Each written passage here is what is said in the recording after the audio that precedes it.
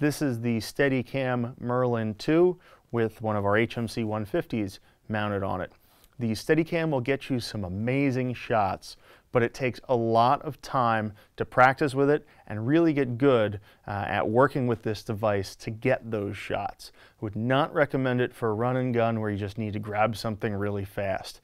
You're going to need to rehearse your shots quite a bit until you're comfortable getting something even close to what you're hoping for.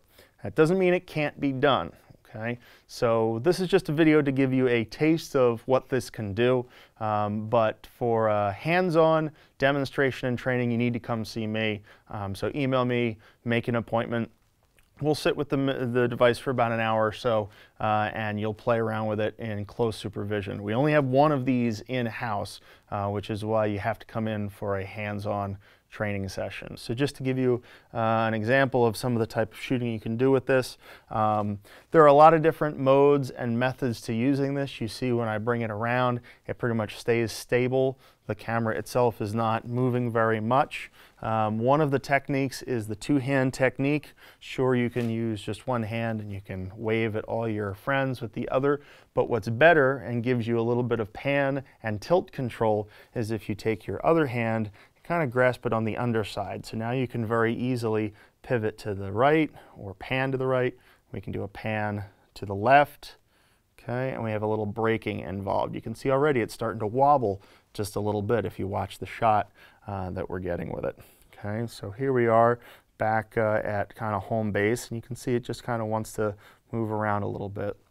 This particular device is so sensitive that slight variations in the weight of the camera will change how it's balanced. There are a lot of different balancing options for this. But just to give you an example, right now I have the flip out LCD screen open and tilted slightly forward. Watch what happens if we close it. So I'm going to close the screen, I'll bring the camera back to its center balancing position, and now what we've done is we've taken away the counterbalance on this side. So what's it going to do? It's going to list to the right and even backwards a little bit. You see that? All we did was close the screen. Okay, it's very important that when you use this and when you practice with it, that you have a battery connected, and even as small as the SD card in the slot at the back of the camera, that can throw the balance off. Right now we've got the back viewfinder in flush with the camera. Watch what happens when we tilt it up. Okay, it just wants to get away from you very easily. Okay, so balance, weight, physics is all very important in understanding how this is going to work and move. But I can move around the room just to show you, if you do practice with it, the types of shots that you can get. So it can be very, very steady. Even as we walk with it, you can see we do a lot of different things. Maybe I'll move around the tripod here, move around the camera, come up a little bit, and then kind of bring myself into the camera. I'm not even looking right now. All right, we got a little balance off because we ran into this HDMI cable hooking up to our video monitor, but you can see we can get right in here. I'm not even trying to pull focus because every time you touch anything on the camera, you're going to throw the balance off a little bit.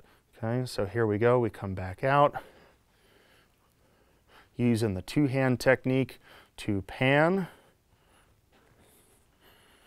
Okay, come around our SDX 900, and we come back to home base. You can go up and down stairs, you can go through hallways. Okay, there's a lot of ways you can use this. So we could even do some craning. So we could start down low if we wanted to, maybe start way down here, and then when we're ready, we come up nice and smooth. We come right in line here with our other camera.